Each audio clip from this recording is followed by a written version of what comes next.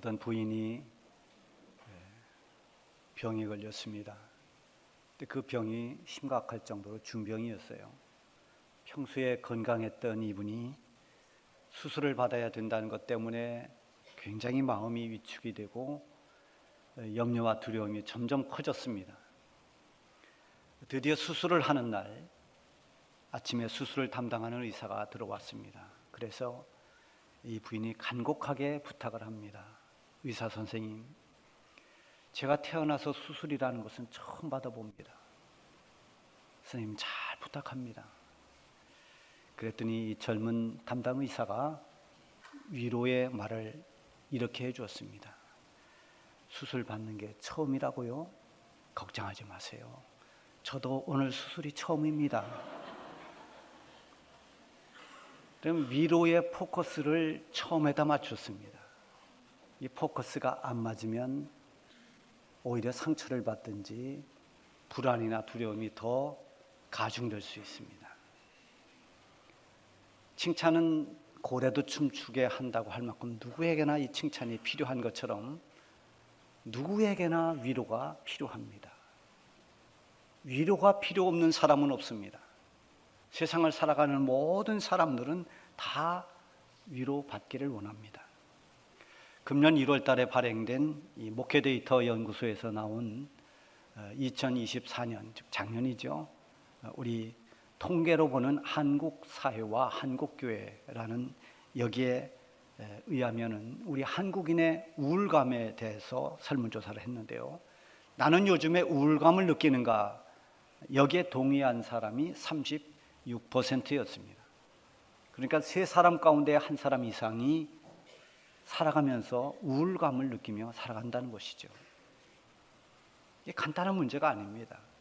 이 우울감이라고 하는 것은 어떤 개인이 겪는 여러 가지 상황에 의해서 생겨난 것이기도 하지만 이 복잡한 사회를 살아가는 이 복잡한 사회 관계에서 오는 문제이기도 하기 때문에 우리 한국 사회가 앞으로 전망을 볼 때 이 우울감을 가진 사람은 더 많이 늘어날 것이다라고 그렇게 전망을 하고 있습니다.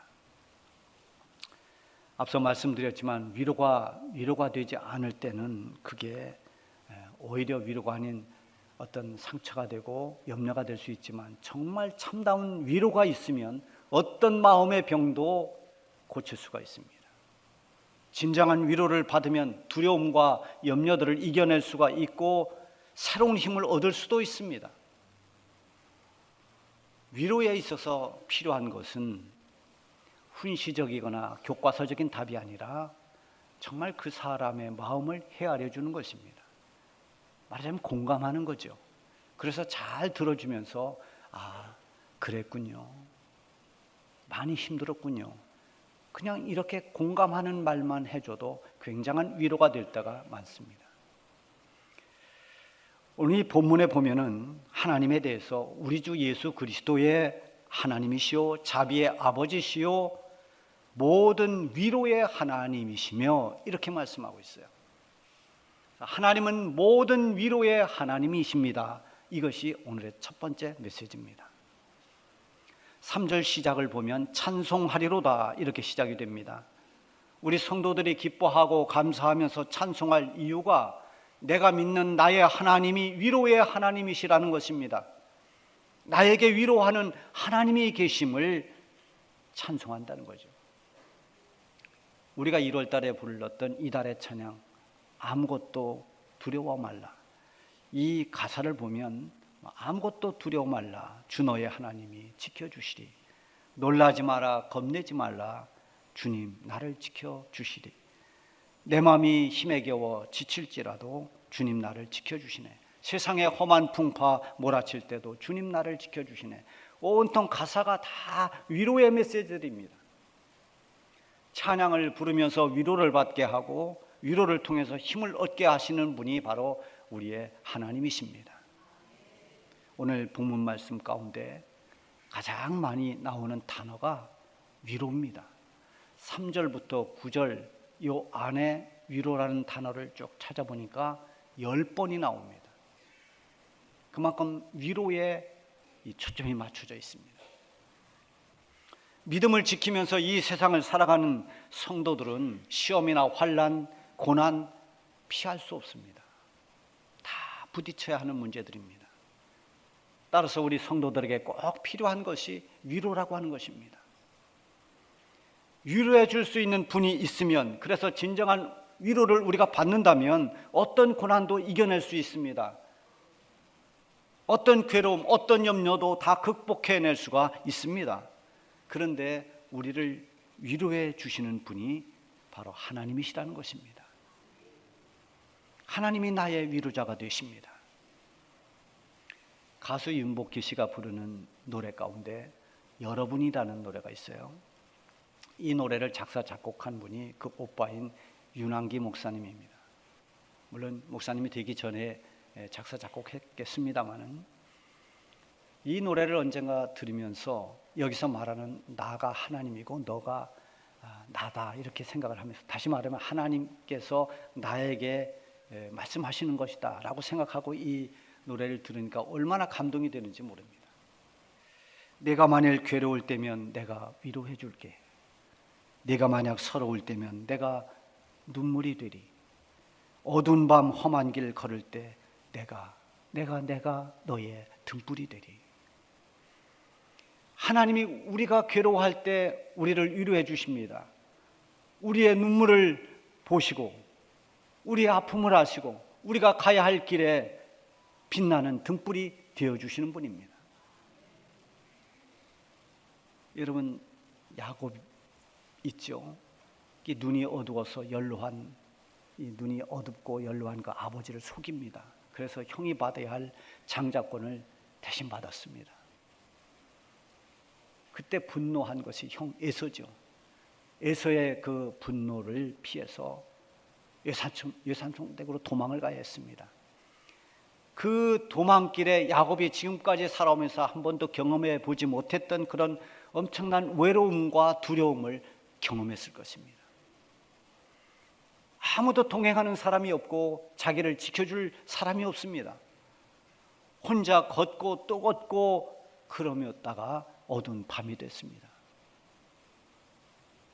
그 밤에 피곤해 지친 몸으로 주변에 있던 돌멩이 하나 가져다가 돌베개 삼고 그렇게 잠을 청합니다. 본래 좋지 않은 감정이라고 하는 것은 밤이 되면 더 이렇게 커집니다.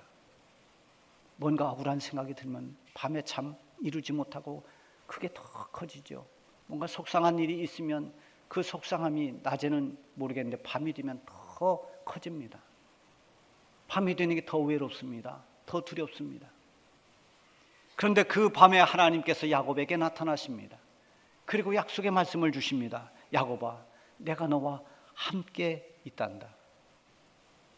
내가 어디로 가든지 내가 너를 지켜줄 것이고 너를 인도해서 내가 다시 돌아올 때까지 내가 너와 함께 할 것이다. 이 약속의 말, 너에게 허락했던 이 모든 것이 다 이루어질 때까지 내가 너를 결코 떠나지 아니할 것이다. 여러분, 야곱이 이 말을 들으면서 얼마나 위로가 됐을까요? 얼마나 감동이 됐을까요? 지금까지 귀로 듣기만 했던 그 하나님이 나에게 직접 나타나셔서 내가 만난 하나님, 나와 함께 하시는 하나님, 나를 인도하시고 나를 지켜주시는 그 하나님이 나에게 약속의 말씀을 주실 때 이 야곱에게 더 큰 위로가 어디 있었겠습니까? 야곱이 이 위로의 말씀을 붙잡고 평생을 살았을 것입니다. 오늘 이 시대를 살아가는 우리 성도들에게도 마찬가지로 힘들고 복잡한 이 세상을 살아가면서 하나님은 말씀을 통해서 언제나 위로자로 우리에게 찾아오십니다. 어떤 통로를 통해서든지, 말씀을 통해서든지, 아니면 기도의 응답을 통해서든지, 사람을 통해서든지 하나님은 우리에게 격려와 힘을 주시는 위로의 하나님이신 것입니다.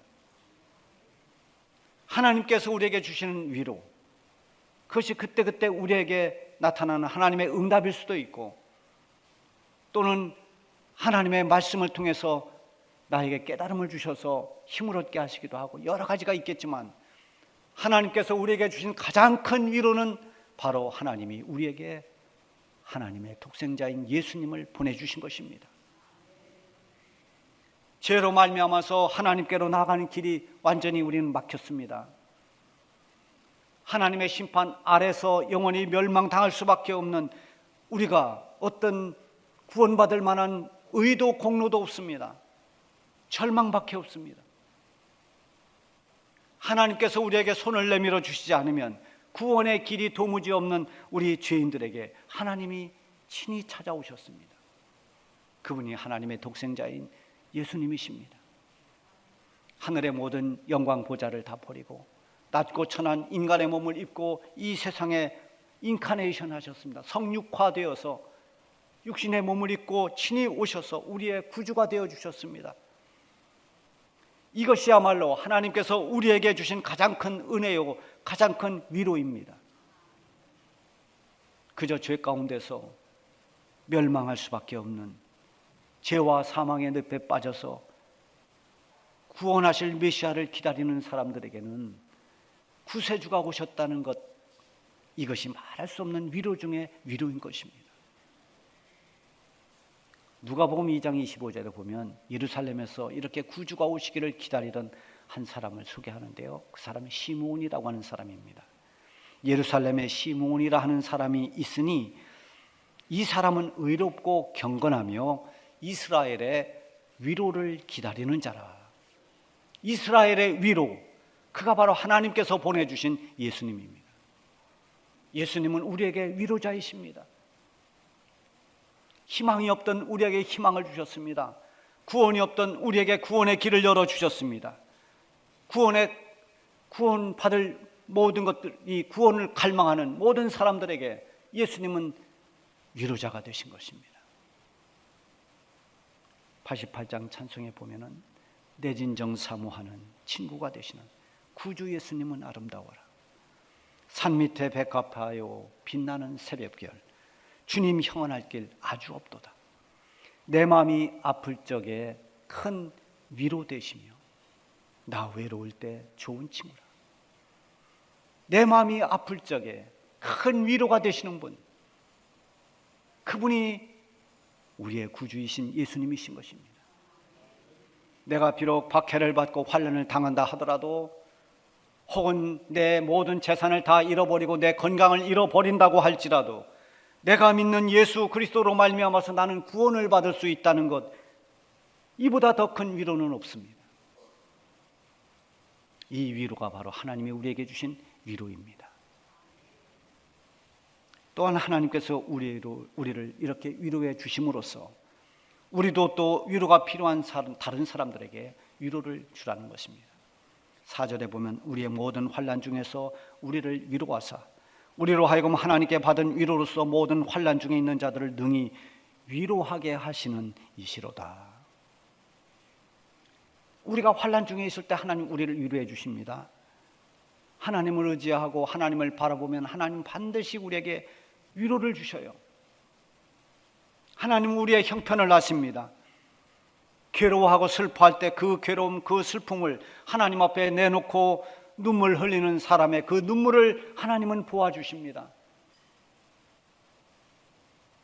과거 아수르 왕 사네립이 유다를 공격해 올 때 유다 왕 히스기야에게 편지를 보냈습니다. 너희 믿는 하나님이 너희를 도울 수 없다. 항복하라 그겁니다.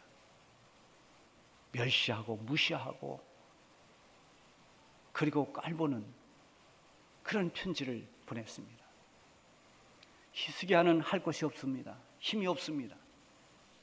그 편지를 하나님 앞에 펼쳐놓고 하나님 앞에 눈물을 흘리며 기도합니다. 그때 하나님께서 응답해 주십니다. 내가 내 기도를 들었고 내 눈물을 보았노라. 그리고 하나님이 직접 개입하십니다. 그래서 사내립이 끌고 온 18만 5천 명이 다 죽었습니다. 하나님이 그들을 응징해 주셨습니다. 위기 때 눈물의 기도에 응답하심이 히스기야 왕에게 얼마나 큰 위로가 되었을까요? 마태복음 5장 4절에 보면 애통하는 자는 복이 있나니 그들이 위로를 받을 것이며, 환난을 당하거나 마음이 괴로울 때 하나님으로부터 오는 위로를 받을 수 있습니다. 우리가 눈물 흘릴 때, 우리가 아파할 때, 우리가 감당할 수 없어서 주님을 의지하며 바라볼 때 주님은 우리에게 위로를 주십니다. 이런 위로를 받을 수 있음을 감사하시기를 바랍니다. 4절에 보면 이렇게 하나님이 우리를 환난 가운데 위로해 주심으로써 우리도 환난 중에 있는 사람들을 능히 위로하게 하신다고 했습니다. 위로의 선순환이 이루어지는 것입니다. 위로를 얻은 사람이 그 경험을 통해서 위로가 필요한 사람에게 또 위로를 할 수 있습니다. 병으로 고난을 겪은 사람, 어떤 어려운 일로 환난을 당한 사람, 그 고통 때문에, 그 아픔 때문에 하나님으로부터 응답을 받고 위로를 받은 사람이, 그 사람이 또 다른 사람을 위로합니다. 하나님의 위로라고 하는 것은 반드시 문제 해결만이 아닙니다. 고난을 통해서 하늘의 기쁨을 얻게 됐거나, 고난을 통해서 세상이 줄 수 없는 그런 더 깊은 하늘의 평안을 얻게 되었거나, 하늘의 은혜를 맛보았거나, 하나님의 관계가 더 깊어졌거나, 이것이 다 하나님 위로입니다. 이런 위로를 경험한 사람들, 이런 사람들은 형식적인 위로가 아니라 자기 경험에서 나오는 그런 진정한 위로자가 될 수가 있습니다. 그리고 그렇게 위로할 때 그 위로 가운데 하나님의 성령이 함께 해주십니다. 여러분, 하나님의 위로를 많이 받으시기를 바랍니다. 뿐만 아니라 그 받은 위로로 위로가 필요한 여러분의 많은 이웃들에게 위로의 사람이 되기를 바랍니다. 그리고 이어서 진정한 위로는 하나님만을 의지할 때 오는 은혜라고 하는 것입니다. 하나님의 은혜는 하나님만을 주목할수록, 하나님께 초점을 맞출수록 아주 명확하게 보입니다. 하나님께 초점을 맞추려고 하면 철저히 하나님을 의지하고 하나님을 신뢰해야 됩니다. 시편 146편 3절에 보면은 귀인들을 의지하지 말며 도울 힘이 없는 인생도 의지하지 말지라. 귀인이라는 것은 이제 고관들, 높은 사람들, 권력이 있는 사람들, 이런 사람 의지하지 마라. 도울 힘이 없는 인생, 사람을 의지하지 말라, 이렇게 말씀하고 있는데요, 사실은 우리 눈에 보이는 것은 힘 있는 사람입니다. 권력을 가지고 있는 사람, 재력이 있는 사람, 지식을 가지고 있는 사람, 그런 사람들이 우리에게 도움이 되기도 합니다. 그래서 그런 사람을 자꾸 쳐다봅니다. 그러나 사람이 가지고 있는 어떤 권력이나 돈이나 지식, 이것이 아무 소용없는 때가 많습니다.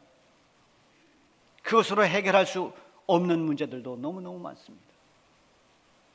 생명이 위태롭거나 절대절명의 위기 앞에서 누구도 도와줄 수 없는 상황이 될 때, 좌절하고 포기할 수밖에 없을 때, 그때야 보이는 것이 나를 향해 손을 내미신 하나님의 손길입니다.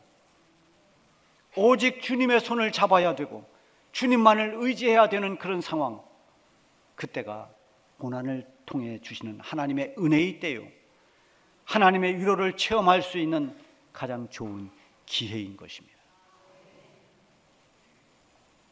8절 9절에 보면 바울이 당한 고난을 쭉 설명하고 있습니다. 형제들아, 우리가 아시아에서 당한 환난을 너희가 모르기를 원하지 아니하노니 힘에 겹도록 심한 고난을 당하여 살 소망까지 끊어지고 우리는 우리 자신이 사형 선고를 받은 줄 알았으니 이는 우리로 자기를 의지하지 말고 오직 죽은 자를 다시 살리시는 하나님만 의지하게 하심이라.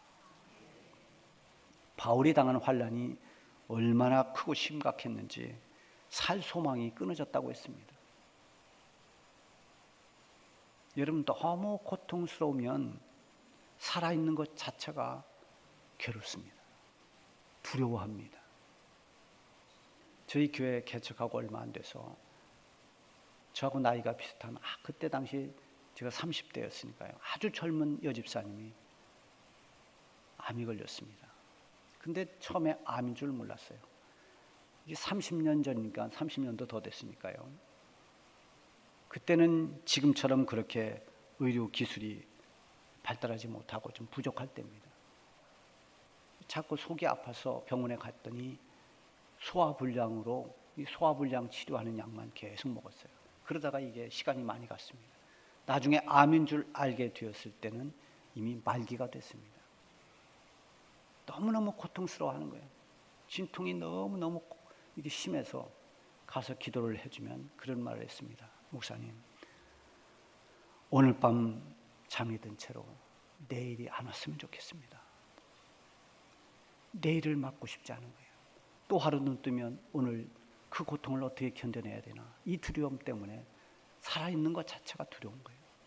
그래도 감사하게 그 집사님이 하나님이 주신 구원의 확신을 가지고 있었고, 그래도 믿음을 지키면서 하나님 품으로 갔습니다. 여러분, 바울이 겪은 고난이 정말 힘의 한계를 넘어설 정도였습니다. 살 수 있는 여지가 조금도 보이지 않을 만큼 심각했습니다. 그런데 그런 고난을 통해서, 그런 환난을 통해서 자기 자신을 의지하지 말고 오직 하나님만 의지하게 하도록 했다는 것입니다. 소망이 다른 데 있지 않고 오직 하나님만 소망이 되는 그런 교훈을 얻게 된다는 것입니다. 10절에 보면 하나님께서 큰 사망에서 우리를 건져주셨고 건져주실 것이고 또 앞으로도 너희들에게도 건져주시기를 원한다, 그런 말씀이 있어요. 어떤 아픔이나 어려움을 당해도 그런 시련을 이기게 하시고 위로를 주시는 분이 하나님이십니다. 환난을 당할 때 여러분 낙심하지 마십시오. 절망하지 마세요. 그때가 오직 하나님만을 의지하라는 그런 때입니다. 어떤 시련이 있어도 하나님만을 의지하면 반드시 하나님의 위로가 있습니다. 그 위로 때문에 이길 수 있습니다. 예수님께서 사랑하는 제자들에게 말씀하셨습니다. 세상에서는 너희가 환난을 당하나 담대하라, 내가 세상을 이겼노라. 우리 주님은 성자 하나님이시지만 사람들에게 고난을 당하고 십자가에서 우리를 대신해서 죽었습니다. 그러나 죽음에 머물지 않고 사망 권세를 이기고 다시 부활하심으로써 예수님의 고난이 실패가 아니라 승리로 가는 길임을 보여주셨습니다. 그리스도인으로서 우리가 이 세상을 살다 보면 수많은 시험과 고난을 겪을 수 있습니다. 그러나 우리에게는 위로의 하나님이 계십니다. 그 위로는 하나님을 의지하고 믿음으로 살아가는 모든 성도들에게 주시는 하늘의 은혜입니다. 이 위로는 세상에서 끝나는 위로가 아닙니다. 눈물 흘렸던 그 눈을 닦아주시고 다시는 애통이 없고 아픈 것도 사망도 없는 저 천국에서도 받을 수 있는 위로, 그것이 바로 하나님이 우리에게 주시는 위로인 것입니다. 기도하겠습니다.